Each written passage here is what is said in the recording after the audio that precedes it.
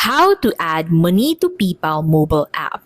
So first and foremost, go ahead and open the PayPal mobile app that you have, and then you should find the send or request button in the middle of your screen. So click on this. So to be able to use your money from your bank to PayPal and send it to another user, you should go ahead and attempt on starting a transaction first on PayPal. So click on this and then select the recipient from this list. You can also use the search bar to search for the name of the recipient, number of the recipient, or email of the recipient. And then go ahead and enter the amount of money you want to send. Click on the send button and you should find this option to choose a way to pay this.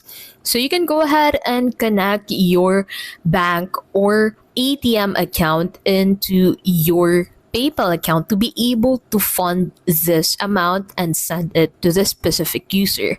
And that is how to add money to PayPal mobile app.